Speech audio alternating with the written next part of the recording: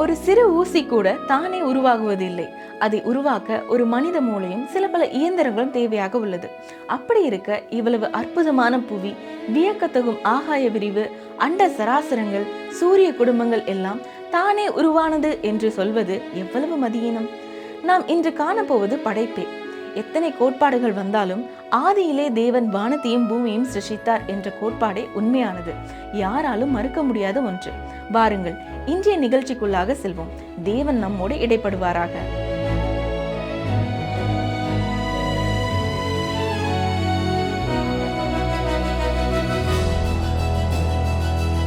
பெரியமானவர்களே, இந்த நாளிலும் இந்த ஊடகத்தின் மூலமாய் உங்களை சந்திக்க கிடைத்த வாய்ப்பிற்காக கர்த்தரை துதிக்கிறேன். இன்று முதல் ஆதியாகமத்தின் முதல் அதிகாரத்தை நாம் கற்றுக்கொள்ளப் போகிறோம். இங்கே பிரபஞ்சம் எப்படி படைக்கப்பட்டது என்பதை கவனியுங்கள். வாசிக்கிறேன். ஆதியாகமம் 1:1. ஆதியிலே தேவன் வானத்தையும் பூமியையும் சிருஷ்டித்தார். இதுவரை சொல்லப்பட்ட மிக ஆழமான அறிக்கைகளிலே இது மிகவும் சிறப்பான ஒரு வாக்கியம் என்று சொல்லலாம். ஆனால் நாம் வாழும் இந்த காலத்திலே இது நிச்சயமாகவே சவால் நிறைந்த ஒரு அறிக்கை என்பதையும் நாம் அறிய வேண்டும். இந்த வசனமே உண்மையான சிருஷ்டிப்பின் ஒரே பகுதி என்று திட்டமாய் கூற முடியும். மேலும் ஆதியாகம புத்தகத்திலே மனிதனும் விலங்குகளும் சிருஷ்டிக்கப்படுவதை குறித்தும் நாம் வாசிக்கிறோம். இதுவே சிருஷ்டிப்பின் சரித்திரம். ஆனால் இது மிக குறுகிய ஒரு அறிக்கை தான் என்பதை நாம் மறுக்க முடியாது. பால் ஃபெல்லமி என்பவர் ஒரு தினப்பத்திரிகையின் முக்கிய ஆசிரியராக இருந்தார். ஒரு நாள் இரவிலே அடுத்த நாள் செய்தித்தாளுக்காக உடன் பணியாளர்கள் வேலை செய்து கொண்டிருந்தார்கள். அப்பொழுது ஒரு இணை ஆசிரியர் முக்கியமில்லாத ஒரு செய்திக்கு நீண்ட செய்தி என்பது போல் ஒரு தலைப்பு கொடுத்திருந்தார். அதை கவனித்த பொறுப்பில் இருந்த இந்த ஆசிரியர், இந்த செய்தியின் நீளத்தை குறைத்துக்கொள் என்று சொல்லிவிட்டு, ஆதியாகம புத்தகத்திலே படைப்பின் சரித்திரமே 282 சொற்களிலே சொல்லப்பட்டிருக்கிறது என்று கூறினாராம். அதற்கு அந்த இணை ஆசிரியர், இன்னும் யாராவது இன்னும் சில 100 வார்த்தைகளை படைப்பை குறித்து எழுதியிருந்தால் இப்பொழுது நடைபெறும் பல விவாதங்களிலிருந்து பாதுகாக்கப்பட்டு இருக்கலாம் என்று பதில் கூறினார். ஆம், உலகத்தின் படைப்பை குறித்து நமக்கு மிகவும் குறைவான காரியங்களே சொல்லப்பட்டிருக்கிறது. ஆனால் நமக்கு தேவையான அனைத்தும் இதில் அடங்கி இருக்கிறது என்பதுதான் இதன் சிறப்பு. இந்த பகுதியை அவர் நமக்கு கொடுக்கும் பொழுது அவருக்கு மனதில் என்ன எண்ணம் இருந்தது என்று ஒரு கேள்வி வருகிறது. இங்கே ஆதியாகமத்தின் ஆசிரியரின் நோக்கம் என்ன? புவியியலை கற்பிப்பது அவரது நோக்கமா? இந்த வேத பகுதி குறித்து அதிகமான விவாதங்களும் கருத்து வேறுபாடும் இருக்கின்றன. சில காலங்களுக்கு முன்னால் கலிஃபோர்னியாவிலே அவர்களது மாநில கல்வி வாரியம் அறிவியல் புத்தகங்களிலே பரிசுத்த வேதம் சொல்லும் சிருஷ்டிப்பு கோட்பாட்டை சேர்க்க தீர்மானித்தது. உண்மையை சொல்வதானால் அதில் நாம் மகிழ்ச்சி அடைய முடியாது. ஏன் தெரியுமா? இது அங்கே கற்பிக்கும் ஆசிரியர்களின் தன்மை சம்பந்தப்பட்டது. கிறிஸ்தவ பின்னணியும் வேதத்தின் பின்னணியும் கொண்ட போதுமான ஆசிரியர்கள் அங்கே இல்லை. மேலும் பொது பள்ளி ஆசிரியர்களிலே மிக குறைவானவர்களே வேதம் கூறும் சிருஷ்டிப்பு நிகழ்ச்சியை உண்மையில் கற்பிக்க தயாராக இருந்தார்கள். கலிஃபோர்னியா டேவிஸ் பல்கலைக்கழகத்தின் உயிரியல் பேராசிரியரும் பட்ட மேற்படிப்பு பிரிவின் டீனுமான டாக்டர் ரால்ஃப் ஜெரார்ட், சிருஷ்டிப்பு கோட்பாடு கொக்கு பற்றி கற்பிப்பதைப் போலவே அர்த்தமுள்ளது என்று கருத்து தெரிவித்தார் என்று பத்திரிகையால் மேற்கோள் காட்டப்பட்டார். இனப்பெருக்கம் பற்றிய அறிவியல் பாடத்தில் கொக்கு கோட்பாட்டையும் குறிப்பிட வேண்டுமா என்றும் கேட்டார். மிக சுவாரஸ்யமான விஷயம் என்னவென்றால், கொக்கு கோட்பாடு வேதத்திலே ஒரு இடத்திலும் குறிப்பிடப்படவில்லை. ஆனால் சிருஷ்டிப்பு நிகழ்ச்சி குறிப்பிடப்பட்டிருக்கிறது. ரால்ஃப் அவரது ஒப்பீடு முற்றிலும் நியாயமற்றது. ஏனென்றால் வேத புத்தகம் இனப்பெருக்கம் விஷயத்திலே உண்மையை கையாளுகிறது. நீங்கள் உங்கள் வேதத்தை கவனமாக வாசித்தால் கொக்கு கோட்பாட்டின் கருத்தை ஒருபோதும் பெற முடியாது. எனவே இந்த மனிதர் சொல்வது நிச்சயமாக பொருத்தமற்றது. ஆனால் இது வேதத்துக்கு எதிரான மிக விரோத மனோபாவத்தை வெளிப்படுத்துகிறது. இந்த மனிதர் தனது குறிப்பிட்ட துறையான உயிரியல் பற்றிய நிறைய அறிந்திருக்கலாம். ஆனால் கடவுளின் வார்த்தை பற்றி மிக குறைவாகவே இவருக்கு தெரிந்திருக்கிறது என்பது அவர் கொடுத்த அறிக்கையின் வகையிலிருந்து மிக தெளிவாக தெரிகிறது.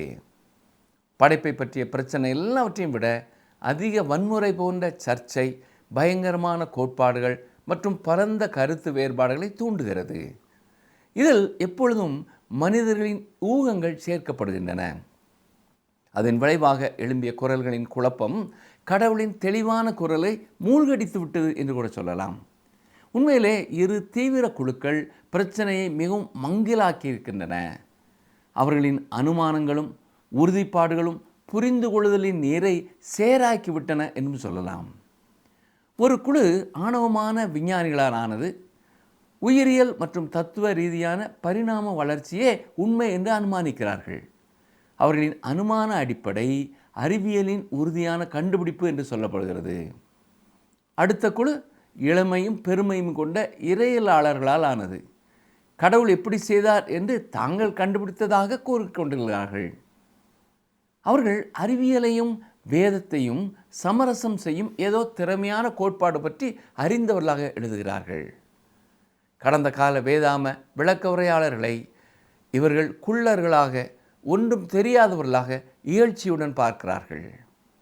நாம் சற்று முன் கூறிய இரு குழுக்களும் யோபுவிடம் கர்த்தர் இறுதியாக தோன்றிய போது சொன்ன வார்த்தைகளை கருத்திலே கொள்ள வேண்டும். கர்த்தர் யோபுவிடத்திலே கேட்ட கேள்வி என்ன? வாசிக்கிறேன். யோபு 38 அதிகாரம் 4 நான் பூமியை அஸ்திபாரப்படுத்துகிற போது நீ எங்கே இருந்தாய்? நீ அறிவாளியானால் அதை அறிவி. வேறு வார்த்தைகளிலே சொல்ல வேண்டுமென்றால், பிரபஞ்சத்தின் தோற்றம் பற்றி நீ பேசுகிறாய், ஆனால் நான் பூமியின் அஸ்திவாரத்தை போடும்போது நீ எங்கே இருந்தாய் என்பது கூட உனக்கு தெரியாது என்று கடவுள் அவனிடம் கேட்கிறார். உலகம் எப்படி தொடங்கியது என்பதற்கு பல கோட்பாடுகள் இருக்கின்றன. ஆனால் அவை அனைத்தையும் 2 வகையாக பிரிக்கலாம். ஒன்று சிருஷ்டிப்பு, மற்றொன்று ஊகம். எல்லா கோட்பாடுகளும் இந்த இரு பிரிவுகளின் ஒன்றிலே அடங்கியிருக்கிறது. பரிணாம கோட்பாடு என்பது இன்று பல வேறுபட்ட கோட்பாடுகளால் ஆனது. கடந்த கால மற்றும் இக்காலத்தின் மிக புகழ்பெற்ற விஞ்ஞானிகளிலே சிலர் பரிணாமத்தை நிராகரிக்கிறார்கள். எனவே பரிணாம கோட்பாட்டை 2 4 போன்ற அறிவியல் அறிக்கையாக குறைத்து சொல்ல முடியாது. ஆனால் ஆதியாகமம் 1 அதிகாரத்திலே உள்ள சிருஷ்டிப்பின் சரித்திரம் விசுவாசத்தால் ஏற்றுக்கொள்ளப்பட வேண்டும். கடவுள் அதை அப்படி ஆக்கியிருப்பது மிக சுவாரஸ்யமானது.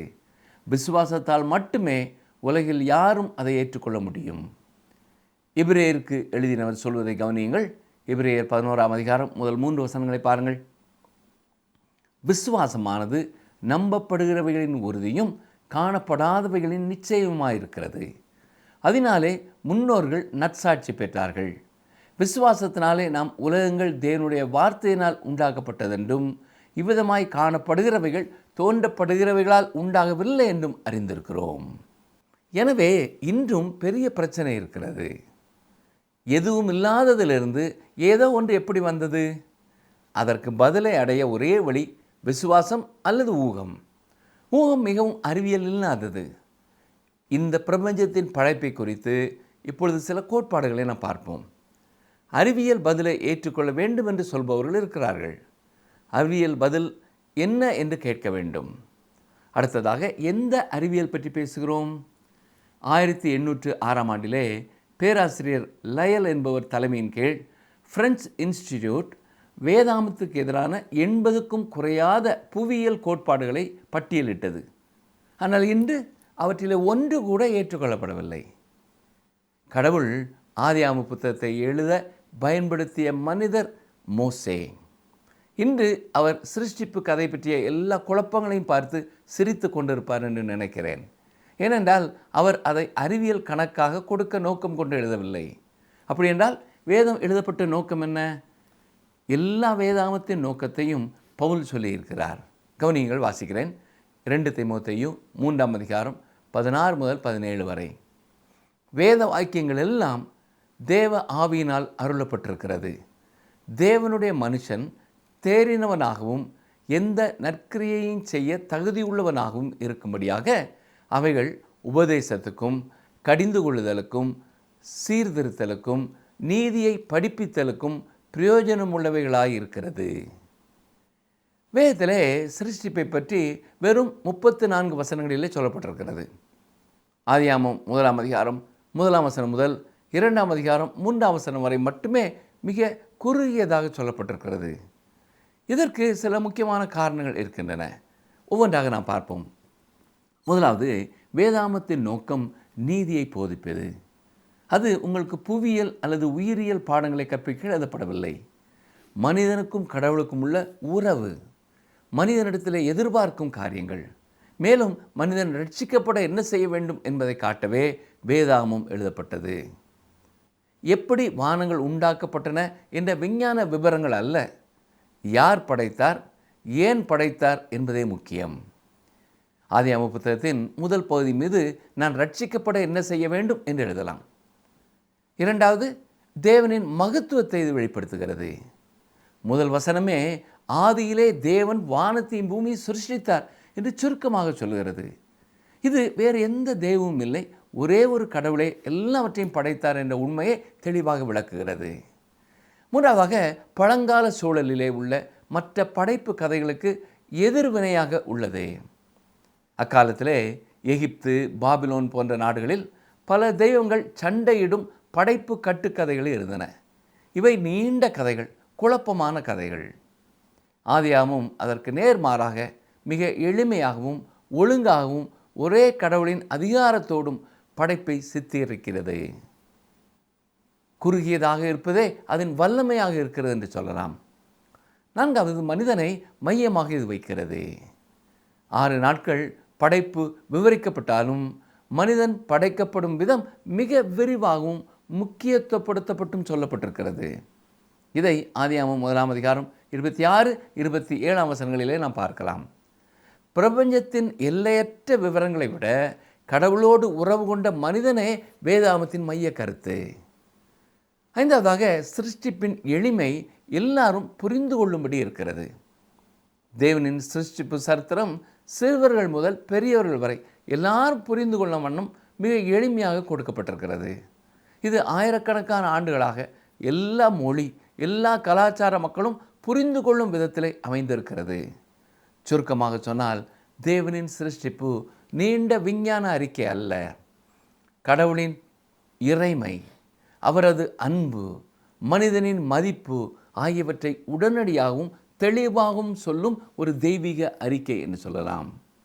அதனால்தான் அது அவ்வளவு சுருக்கமாகவும் ஆழமாகவும் இருக்கிறது. கடவுள் சிருஷ்டிப்பின் அறிவியல் அறிக்கையை கொடுத்திருந்தால் மோசேயின் காலத்தில் எத்தனை பேர் அதை புரிந்து கொண்டிருப்பார்கள் என்று கேட்கலாம். இன்று கூட எத்தனை பேர் அதை புரிந்து கொள்ள முடியும்? அடுத்ததாக, வேதம் கற்றறிந்த பேராசிரியர்களுக்காக மட்டும் எழுதப்படவில்லை.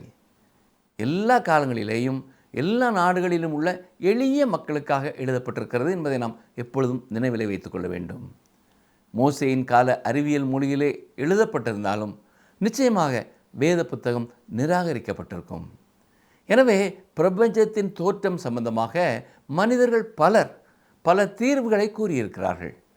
ஒன்று, அது ஒரு மாயை என்று கூறலாம், ஆனால் அது உண்மைக்கு மாறானது இல்லையா? இருந்தாலும் அந்த கோட்பாட்டை பிடித்து கொண்டவர்களும் இருக்கிறார்கள். இன்னும் சிலர் இந்த அண்ட சராசரங்களும் எதுவும் இல்லாமலிருந்து தானாக உண்டானது என்று நம்புகிறார்கள். ஒரு வகையாக பார்த்தால் இதைத்தான் வேதமும் சொல்லுகிறது. ஆனால் கடவுள் அதை அவருடைய வார்த்தையால் உண்டாக்கினார், அவர் அதை சிருஷ்டித்தார் என்று வேதம் மிக தெளிவாய் சொல்லியிருக்கிறது. மற்றொரு கருத்து, அது தோற்றம் இல்லாதது, அது என்றென்றைக்கும் இருந்தது என்று சொல்லப்படுகிறது. நான்காவது கருத்து, இது சிருஷ்டிக்கப்பட்டது, ஆனால் இது பிரபஞ்சத்தின் தோற்றத்தை விளக்க மனிதர்கள் பிடித்து கொண்ட பல வேறுபட்ட கோட்பாடுகளாக இருக்கிறது. உலக வரலாற்றிலே மனிதர்கள் முன்வைத்த சில கோட்பாடுகள் நமக்கு முன்பாக இருக்கின்றன. ஹார்லோ ஷேப்லி ஒரு அறிக்கை கொடுத்திருக்கிறார், சற்றே கவனியுங்கள். நாம் வாழும் உலகத்தை குறித்த அறியாமையில் இன்னும் புதைந்திருக்கிறோம். நாம் அறிவின் மொத்த ஊகிக்கக்கூடிய அளவோடு ஒப்பிடும் பொழுது மிக குறைவாகவே முன்னேறி இருக்கிறோம். நீண்ட கால அனுபவம் கொண்ட விலங்குகளின் ஞான நிலைக்கு அப்பால் நிச்சயமாக இருட்டில் விசித்திரமான சத்தங்களுக்கு இனி பயப்படுவதில்லை. இறந்தவர்கள் பற்றி முழுமையாக மூட நம்பிக்கை கொண்டிருக்கவில்லை. பல சந்தர்ப்பங்களிலே நாம் தைரியமாக பகுத்தறிவு கொண்டவர்கள் என்று சொல்லலாம். இருந்தாலும் நாம் அறியாதது நாம் அறிந்ததை விட எவ்வளவு அதிகம் என்பதை அறிவோம். வேறு வார்த்தைகளில் சொல்ல வேண்டுமென்றால், நாம் வாழும் இந்த பூமியின் தோற்றம் சம்பந்தமாக இன்னும் முழுமையான இருட்டிலே இருக்கிறோம் என்று கூறியிருக்கிறார். இது மட்டுமல்ல, பென்சில்வேனியா பல்கலைக்கழகத்திலே அங்கே அலுவலகத்திலே பணி செய்த லாரன்ஸ் சி ஐஸ்லி என்பவர் இதை பற்றி சொல்லும் பொழுது, அவர் கூறிய பதில் இதுதான். இப்பொழுது நமக்கு தெரிந்திருக்கிறதை விட இந்த உலகம் எப்படி உண்டானது என்பதை நாம் அறியாதவர்களாக இருக்கிறோம். சொல்லப்போனால் ஆவிக்குரிய காரியங்களை அறிந்திருக்கிறதை விட இந்த பொருட்களை குறித்த அறிவு நமக்கு இல்லை. எனவே இப்பொழுது இருக்கிற அறிவை கொண்டு எது எதற்கு முந்தி வந்தது என்று சொல்வோம் என்றால் அஞ்ஞானமான காரியமாக இருக்கும். பூமியானது பல வகையான நிலைகளை கடந்து வந்திருக்கிறது. அதற்கு முந்தைய நிலையை விட ஒவ்வொரு முறையும் மாற்றம் பெற்றிருக்கிறது. மனித குலமும் மற்ற எல்லா உயிர் வாழ்க்கையும் காலா காலங்களிலே மாற்றம் பெற்றதாய் இருக்கிறது. ஆனால் வெளியே நாம் காணும் இந்த காட்சிகளுக்கெல்லாம் கீழே என்ன இருக்கிறது என்பது நமக்கு தெரியாது. உங்கள் கேள்விக்கு நான் விடையளிக்க விரும்புகிறேன். ஆனால் என்னுடைய அறியாமை மூடுவதற்காக நான் எவ்வளவு பெரிய வார்த்தைகளை பயன்படுத்தினாலும் அதனால் எனக்கும் பயனில்லை, உங்களுக்கும் பயனில்லை என்று அவர் சொல்லியிருக்கிறார். 1961 எழுதப்பட்ட ஒரு கட்டுரையில் உலகத்தின் ஆரம்பத்தை குறித்த ரகசியத்தை மனிதன் அறிந்து கொள்ளும் நிலையிலே இருக்கிறான் என்று சொல்லப்பட்டிருக்கிறது. ஆனால் அதன் பிறகு அதில் புதிதாக எதுவும் புரிந்து கொள்ளப்படவில்லை. இதுபோன்றே உயிரியல் நிபுணரான எட்வின் கான்க்ளின் அண்ட சராசரங்களும் தானாக உண்டானது என்பதை பற்றி பேசுகையிலே உலகத்திலே உயிர் தற்செயலாய் ஏற்பட்ட ஒரு விபத்தினால் உண்டானது என்று சொல்கிறார். இதை எதற்கு ஒப்பிடுகிறார் என்றால், ஒரு அச்சகத்தில் ஏற்பட்ட விபத்தினாலே தானே ஒரு அகராதி உருவானால் எப்படியோ அப்படி என்று சொல்கிறார். விஞ்ஞானத்திற்கு ஒவ்வாத ஒரு காரியத்தை அந்த விஞ்ஞானி கூறினார். ஆனால் இதை அவர் கூறியது உண்மை. பிரபஞ்சத்தின் தோற்றத்துக்கு குறைந்தது 3 கோட்பாடுகளை வானியலாளர்கள் சொல்லுகிறார்கள். அவற்றை குறிப்பிடுவது சுவாரஸ்யமாக இருக்கும். கவனிங்கள். 1 நிலையான நிலை கோட்பாடு, அடுத்து பெரிய மோதல் கோட்பாடு, மற்றொன்று ஊசலாட்ட கோட்பாடு என்று கூறப்படுகிறது. இந்த சொல் ஒரு பொருள் அல்லது அமைப்பின் இயக்கமானது ஒரு குறிப்பிட்ட புள்ளியை சுற்றி முன்னும் பின்னுமாக அல்லது மேலும் கீழுமாக மீண்டும் மீண்டும் அலைவுறுவதை கூறுகிறது. கால்வெட் விஞ்ஞானி டாக்டர் வில்லியம் சொல்லும் பொழுது, தேசிய அறிவியல் அகாடமியில் பேசுகையிலே புதிய கண்டுபிடிப்புகள் பிரபஞ்சம் எப்போது இருந்தது மற்றும் புதிய பொருள் தொடர்ந்து சிருஷ்டிக்கப்படுகிறது என்ற நிலையான நிலை கோட்பாட்டை நிராகரிக்கின்றன என்று சொன்னார்.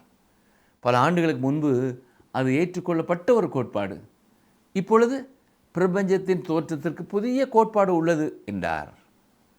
டாக்டர் பாம் தோற்றத்திலே பிக் பேங் அல்லது பெரிய மோதல் கோட்பாட்டை பிடித்திருந்தார்.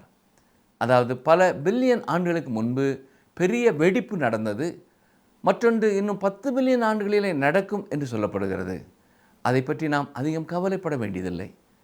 ஆனால் இது சுவாரஸ்யமான கோட்பாடு. இது பிரிட்டனில் தோன்றியது. பல ஆண்டுகளுக்கு முன்பு வாழ்ந்தவர் டாக்டர் லூயிஸ் லிக்கி. இவர் ஒரு மிஷனரியின் மகன். இவர் ஒரு ஆந்த்ரோபாலஜிஸ்ட், அதாவது இவர் ஒரு மானிடவியலாளர். இவர் ஆப்பிரிக்காவிலே இழந்த இணைப்பு என்று அழைக்கப்பட்ட ஒன்றை கண்டுபிடித்தார். நன்றாக வளர்ந்த பற்கள் கொண்ட மண்டை ஓட்டு துண்டுகளை தோண்டி எடுத்தார். அதை நட்கிராக்கர் மேட் என்று அழைத்து 6 லட்சம் ஆண்டுகளுக்கு முன்பு வாழ்ந்த ஒரு இளைஞருக்கு சொந்தமானது என்று கூறினார். சரி, இது போன்ற கோட்பாடுகள் முன்பும் இருந்தன. 1961 பின் யாரும் இதை பற்றி பேசாததால் அறிவியல் உலகம் அதை ஏற்றுக்கொள்ளவில்லை என்று நாம் புரிந்து கொள்ளலாம். மனிதனின் தோற்றத்தை விளக்க வேறு வழிகள் உள்ளன. டெக்சஸ் A&M கல்லூரியின் உயிரியல் இணை பேராசிரியர் டாக்டர் லாரன்ஸ் எஸ் டில்லன், மனிதன் விலங்கு அல்ல, ஆனால் பழுப்பு நிற கடற்பாசியிலிருந்து தானாக உண்டான தாவரம் என்று சொல்கிறார். இப்பொழுது நீங்கள் தாத்தா பாட்டியை தவறான இடத்திலே தேடிக்கொண்டிருக்கலாம். சிலர் மரத்தில் தேடினார்கள். இப்பொழுது கடற்கரையிலே கடற்பாசியை இழுக்க வேண்டும் என்று சொல்லுகிறார்கள். ஏனென்றால் அது அவர்கள் தாத்தா பாட்டியாம். இந்த ஊகங்களிலே சில உண்மையிலேயே மிகவும் அபத்தமானதாக இருக்கிறது. நீண்ட காலத்துக்கு முன்பு வெளிவந்த ஒரு மத சார்பற்ற பத்திரிகையிலே இவ்வாறு வெளியிடப்பட்டிருந்தது. கவனியுங்கள். பூமியில் உயிர் எப்படி தொடங்கியது என்பது பற்றிய நூற்றாண்டுகள் கடுமையான விவாதங்களுக்கு பிறகு உலகம் முழுவதிலும் உள்ள ஆய்வகங்களிலே திறமையான மற்றும் பொறுமையான துப்பறியும் வேலையிலிருந்து பிரமிப்பூட்டும் பதில் தோன்றுகிறது. இவ்வாறு கூறப்பட்டதால் இப்பொழுது நேரான பதில்கள் அல்லது குறைந்தது சிறிய ஊகம் ஏதாவது கிடைக்கும் என்று நீங்கள் நினைப்பீர்கள். ஆனால் ஒன்றும் வெளிவரவில்லை. ஜேவிஎன் டால்மேஜின் கூற்றுப்படி விஞ்ஞானிகள் பின்பற்றிய கோட்பாடு இதுதான். வரலாற்றுக்கு முந்தைய கலாச்சார பொருட்களின் தொல்பொருள் கண்டுபிடிப்புகள் மிகவும் ஒழுங்கமைக்கப்பட்டிருக்க வேண்டும். அவை எங்கு காணப்பட்டாலும் மிகவும் கரடுமுரடான பொருட்கள் எப்போதும் மிகவும் மேம்பட்ட வகையை விட முந்தியதாக இருக்க வேண்டும். பிரியமானவர்களே, அப்படி என்றால் வரலாற்றுக்கு முந்தைய காலத்தை சேர்ந்ததாக தோன்றும் சில மேம்பட்ட நாகரிகங்களை கண்டுபிடிப்பது சற்று குழப்பமாக இருக்கிறது. பூமி எப்படி தொடங்கியது என்பது பற்றி இன்று பல கோட்பாடுகள் இருக்கின்றன. ஜெர்மனியைச் சேர்ந்த டாக்டர் கிளாக் மாம்பெல் மனித இனத்தை குரங்குகளுடன் இணைப்பதற்கு கேனரி பறவைகள் அல்லது கங்கார்களுடன் இணைப்பதை விட அதிக காரணமில்லை என்று சொன்னார் என்று தெரிகிறது. பரிணாம கோட்பாடு பல வேறுபட்ட கட்டங்களாகவும் கருத்துக்களாகவும் பிரிக்கப்பட்டிருக்கிறது. ஆனால் அது உண்மை என்று ஒரு காலம் நிரூபிக்கப்படவில்லை. இன்று நமது பொது பள்ளிகளில் அறிவியல் கற்பிக்கும் ஆசிரியர்கள் உண்மையில் நியாயமான கருத்தை கொடுக்கும் நிலையில் இல்லை. ஏனென்றால் கல்லூரியிலே ஒரே ஒரு கருத்து மட்டுமே அவர்களுக்கு கொடுக்கப்பட்டிருக்கிறது. அண்ட சராசரங்களும் தானே உண்டானது என்ற கோட்பாட்டையும் எல்லா விஞ்ஞானிகளும் ஏற்றுக்கொள்ளவில்லை. இங்கிலாந்தின் சவுத்தாம்ப்டன் பல்கலைக்கழகத்தின் உடலியல் மற்றும் உயிர் வேதியியல் துறையின் டாக்டர் ஜி.ஏ. கெர்குட்டின் எழுதியிருப்பதையும் நாம் கவனிக்க வேண்டும். அவரே பரிணாமவாதி என்றாலும் தனது புத்தகமான த இம்ப்ளிகேஷன்ஸ் ஆஃப் எவல்யூஷன் என்ற புத்தகத்தில் இவ்வாறு எழுதியிருக்கிறார். கவனியுங்கள். பல உயிரினங்கள் காலப்போக்கில் மாற்றங்களுக்கு உட்படுவதால் புதிய இனங்கள் உருவாகின்றன என்று சொல்லும் ஒரு கோட்பாடு உள்ளது. இதை பரிணாமத்தின் சிறப்பு கோட்பாடு என்று அழைக்கலாம். சில சந்தர்ப்பங்களில் சோதனைகளால் நிரூபிக்கலாம். இதே நேரத்தில் உலகில் உள்ள எல்லா உயிர் வடிவங்களும் ஒரு ஒற்றை மூலத்திலிருந்து தோன்றின, அது தானே கனிம வடிவிலிருந்து வந்தது என்ற கோட்பாடு இருக்கிறது. இதை பரிணாமத்தின் பொது கோட்பாடு என்று அழைக்கலாம். அதை ஆதரிக்கும் சான்று அதை ஒரு ஊகமாக கருத அனுமதிக்கும் அளவுக்கு வலுவானது அல்ல என்று எழுதியிருக்கிறார். இப்போது ஸ்வீடிஷ் தாவரவியலாளர் டாக்டர் ஹாரிபெட் நில்சனின் அறிக்கையை கேளுங்கள். அவரும் ஒரு பரிணாமவாதி தான். அவர் என்ன சொல்கிறார்? 40 ஆண்டுகளுக்கு மேலாக சோதனைகளால் பரிணாமத்தை நிரூபிக்க எடுத்த முயற்சிகள் முழுமையாக தோல்வியடைந்தன. இதற்கு காரணம் பரிணாம எதிர்ப்பு நிலைப்பாட்டிலிருந்து தொடங்கியதாக நான் குற்றம் சாட்டப்படக்கூடாது. பழங்கால உயிரியல் உண்மையிலிருந்து ஒரு கேலி சித்திரத்தை உருவாக்குவது கூட சாத்தியமில்லை என்று உறுதியாக கூறலாம். புதை வடிவ பொருள் இப்பொழுது மிகவும் முழுமையானது. புதிய வகுப்புகளை உருவாக்க முடிந்தது. மேலும் இடைநிலை தொடர்களின் பற்றாக்குறையை பொருளின் பற்றாக்குறை காரணமாக விளக்க முடியாது. குறைபாடுகள் உண்மையானவை, அவை ஒருபோதும் நிரப்பப்படாது. பரிணாமம் என்ற யோசனை முழுவதும் நம்பிக்கையை சார்ந்திருக்கிறது என்று கூறியிருக்கிறார். கவனித்தீர்களா? பரிணாம கொள்கையையும் ஏற்றுக்கொள்ள வேண்டும் என்றால் அதுவும் நம்பிக்கையை சார்ந்ததாகவே இருக்கிறது என்று சொல்கிறார். ஒருவர் பரிணாமவாதியாக இருக்க வேண்டுமென்றால் விசுவாசத்தால் ஏற்றுக்கொள்ள வேண்டும். பரிணாமமே ஊகமானது, எப்போதும் அப்படித்தான். ஆனால் துரதிர்ஷ்டவசமாக அநேக மக்கள் அதை உண்மையாக ஏற்றுக்கொண்டிருக்கிறார்கள். பொறுமையோடு இவ்வளவு நேரம் என்னுடைய வார்த்தைகளை கேட்டுக்கொண்டிருந்த அருமையான சகோதரனை சகோதரியே, இத்தனை ஆண்டுகளாக உலகத்தின் பல பகுதிகளில் உள்ள விஞ்ஞானிகள் உலகம் தானாக உண்டானது என்பதை நிரூபிக்க அவர்கள் முயற்சிகளை எடுத்துக்கொண்டாலும் அது அத்தனையும் ஊகமாகவே இருக்கிறது. மேலும் அவர்கள் சொல்லும் காரியங்களையும் நம்புவதற்கும் விசுவாசம் தேவை என்று சொல்லப்படுகிறது. இப்படி விஞ்ஞானிகள் சொல்வதை விசுவாசிப்பதை விட பரிசுத்த தேவன் எழுதி கொடுத்துள்ள பரிசுத்த வேதத்தில் சொல்லப்பட்டிருக்கிற ஆதியிலே தேவன் வானத்தையும் பூமியையும் சிருஷ்டித்தார் என்பதை விசுவாசிப்பது எளிதான காரியம். இந்த அண்ட சராசரங்களும் தேவன் படைத்தது என்பதை நீங்கள் ஏற்றுக்கொள்ளும் பொழுது மட்டுமே உங்களையும் தேவனே உண்டாக்கியிருக்கிறார் என்பதை நீங்கள் ஏற்றுக்கொள்ள முடியும். இந்த அண்ட சராசரங்களையும் தேவன் படைத்ததற்கான ஒரு காரணம் உண்டு என்பதை நீங்கள் ஏற்றுக்கொள்ளும் பொழுது மட்டுமே உங்கள் வாழ்க்கைக்கும் தேவன் ஒரு நோக்கமும் திட்டமும் வைத்திருக்கிறார் என்பதை நீங்கள் ஏற்றுக்கொள்ள முடியும். இந்த உண்மையை ஏற்றுக்கொள்ளும் பொழுது மட்டுமே இந்த உலகத்திலே அர்த்தமுள்ள மகிழ்ச்சியுள்ள ஒரு வாழ்க்கையை நாம் வாழ முடியும். அப்படிப்பட்ட கிருபையை கர்த்தர் தாமே உங்களுக்கும் தந்து உங்களை ஆசீர்வதிப்பாராக. ஆமென்.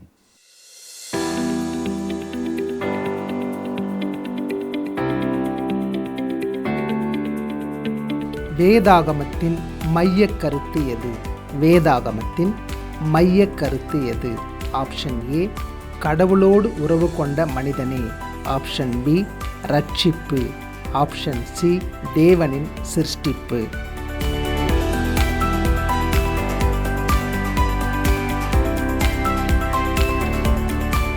இன்றைய வேத ஆராய்ச்சி நிகழ்ச்சி உங்களுக்கு பிரயோஜனமானதாக இருந்திருக்கும் என்று நம்புகிறேன். நேரே எத்தனை விதமாக இந்த உலக படைப்பு குறித்து மனிதர்கள் பேசினாலும் மாறாத காரியம் ஒன்றே, ஒன்றும் இல்லாமையில் இருந்து எல்லாவற்றையும் உருவாக்கிய தேவன். இப்படிப்பட்ட தேவனை நாம் தெய்வமாக கொண்டிருப்பது எவ்வளவு பாக்கியம்! இந்த நிகழ்ச்சி உங்களுக்கு பிடிச்சிருக்கா? அப்ப இப்பவே மிஸ்டர் கால் கொடுங்க. பரிசு வெல்றது நீங்களாவும் இருக்கலாம்.